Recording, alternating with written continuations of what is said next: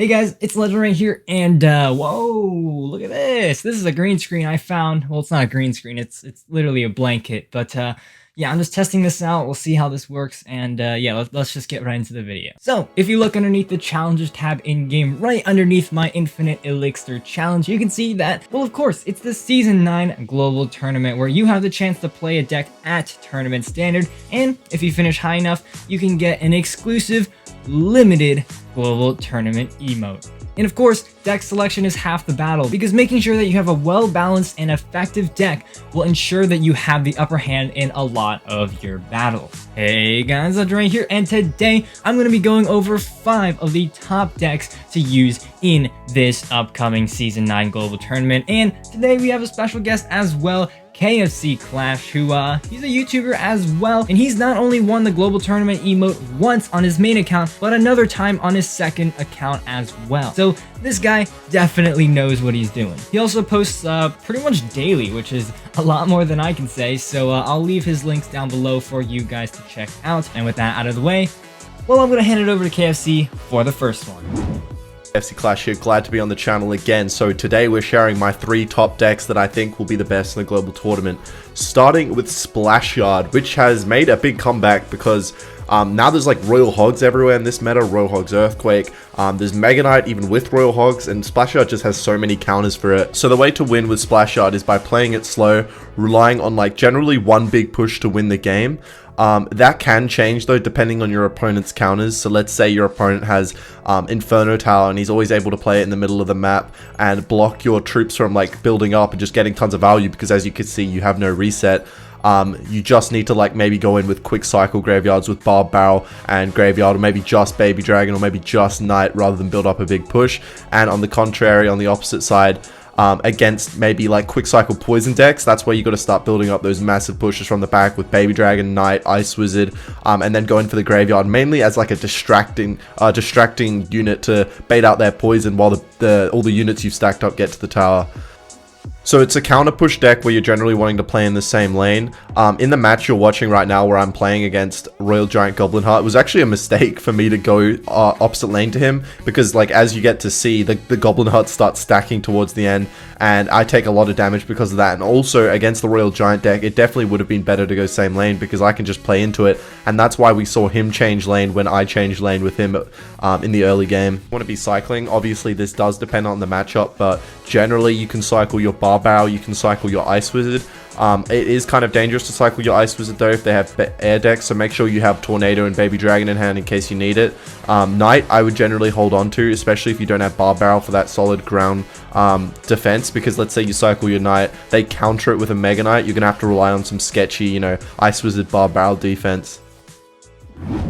Alrighty, next up, it's my turn, and we've got Goblin Giant Sparky. So, of the 5 decks that we are featuring in this video, Goblin Giant Sparky is probably one of the easier of the decks to play. That's because this deck isn't so cheap that it relies on the micro interactions that come with like skeletons, Ice Spirit, and so on, and it's not too expensive that one overcommitment will leave you basically completely screwed. In addition, it's a very defensively natured deck, meaning that you can play a bit more passively and use your tower's damage to make positive trades on defense. So, like I said, starting off the match, it's going to be much more controlled, you know, maybe cycle a Zap, a Rage, or minions in the back if the opponent really isn't making a move, but you're basically going to just react to your opponent's first play. So if they play a tank, try and cycle to a Sparky or a mini P.E.K.K.A and play that. If they play a support card, maybe just go with a Musketeer and then go on from there. The mini P.E.K.K.A will also be played mostly on defense. It's such a fast unit that it can make super quick work of tanks such as the Giant, or even swarms such as Royal Hogs. Then, after that, you can counter push with a Goblin Giant and throw in a Rage for good measure as well. Now, note that the Goblin Giant can also be played on defense as well, as those Spear Goblins combined with the tower damage is actually rather effective. Finally, know which cards to save for certain matchups. Against tank decks, save the Sparky, or even alternatively you can save the Mini P.E.K.K.A, allowing you to use the Sparky more freely. That's why I love this deck so much. There's so much overlap between the roles of the support cards that it gives the player a lot more flexibility. Obviously, that's a super simple example, but against each matchup, there is a card that you want to try and consciously save in order to perform a more effective defense. Royal Hogs, Mini P.E.K.K.A, Hunter, Cycle with Magic Archer, and Earthquake. This deck can also have Royal Delivery instead of Log if you prefer that.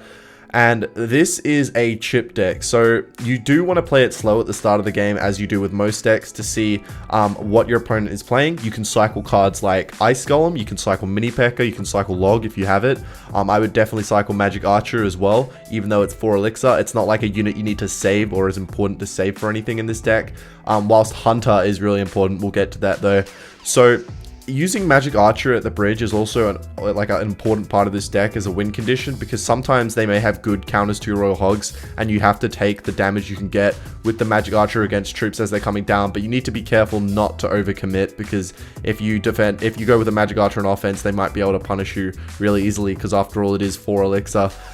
So you need to be careful with your Hunter as well, because it's your main air defense unit. It's important not to cycle it unless you know what your opponent is playing, because otherwise you only have Magic Archer for defense. You don't even have bats, you have nothing else, just Magic Archer. So you also have to punish effectively with Mini P.E.K.K.A to allow your Hunter to be able to, you know, kill these big tank pushes with this deck. So let's say they have like an easy counter to your Royal Hogs. You want to be using Mini P.E.K.K.A plus Ice Golem, Mini P.E.K.K.A plus Bats, whatever really punishes the most effectively depending on what your opponent has to counter, so that your opponent has to spend some on defense or lose their tower, and then you can just rely on your Hunter to clean up on defense. Next up, we have Ram Rider Bridge Spam. Now this deck, although it isn't a cheap cycle deck by any stretch of the imagination, is a deck that is still going to be rather aggressive.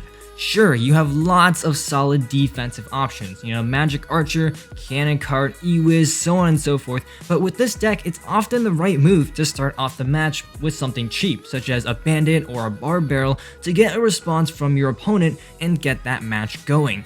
After that, you essentially will play reactively. If they make a relatively big commitment in the back, just do a quick push opposite lane. You have a ton of options to do so. The Ram Rider, Cannon Cart, Bandit, and so on are all great ways to really threaten an opponent's tower really quickly. The Battle Healer will mainly be a counter-pushing card along with the Magic Archer, because the Battle Healer is a glass tank in the deck, so she'll do quite a bit of tankage while healing all of your units on defense, and then she'll survive pretty healthy on a counter-push and then continue to heal your offensive push. Now, just like most other decks that are more on the medium elixir cost side, you know, against a cheaper deck, you're going to be trying to build up a bigger push to overwhelm your opponents. Playing a Battle Healer in the back, then a Bandit, then a Ram Rider, then a Cannon Cart, and so on, all in a lane, provides a very difficult push for many cycle decks to stop. However, heavier decks will be able to overpower these pushes, so like I said earlier, quicker, smaller pushes are going to be the way to go. This deck isn't the strongest against air, as both Magic Archer and E-Wiz are all rather squishy units, but as long as you can space them out, you should be just fine. Also note that the Ram Rider is an effective defensive unit. She is amazing against air units, slowing them down and allowing your troops a ton more time to take them down. In addition, the Ram Rider will then counter push to your opponent's tower, meaning that they'll have to spend elixir defending and won't be able to support their own pushes as effectively. Hog Cycle with Mini P.E.K.K.A, Magic Archer, and Earthquake. This deck is really solid against everything pretty much except air, because Magic Archer is so OP right now. So against air decks, you generally want to be playing Magic Archer first and then punishing so that you can cycle back to another one. And you want to be punishing with either Hog or Mini P.E.K.K.A, whichever is more awkward for them, and then really just using the bats and the Magic Archer to clean up as well as you can, whilst either tower trading or just punishing enough so they can't support their push. So with this deck, you can start the game with Hog Rider, similar to 2.6 and most Hog Cycle decks. It's always a good play. But against air decks, like I say, and beatdown decks, it's really important that you punish effectively so they can't overwhelm you with a massive push. And it is also important, as you can see, this deck is similar to the Hog Mini P.E.K.K.A. Princess deck. You need to protect your Magic Archer. Magic Boy needs to be protected at all costs if you know they don't have a good counter in hand. If they have Fireball, obviously just let it go.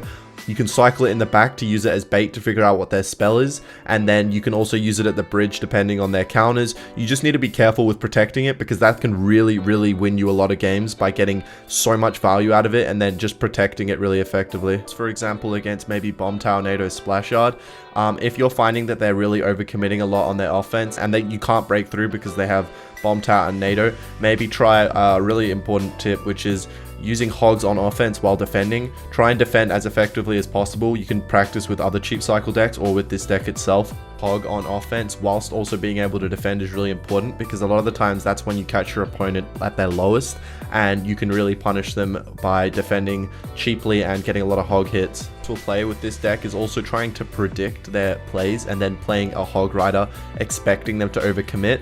So for an example, let's say you know your opponent's low on elixir and you play a Magic Archer to counter a Baby Dragon and like a Knight that's coming down. If you expect them to like poison the Magic Archer to get value and damage, then maybe send in a Hog just as you think they're going to poison, just to see if you can catch them low on elixir to try and punish them and get as much damage as possible.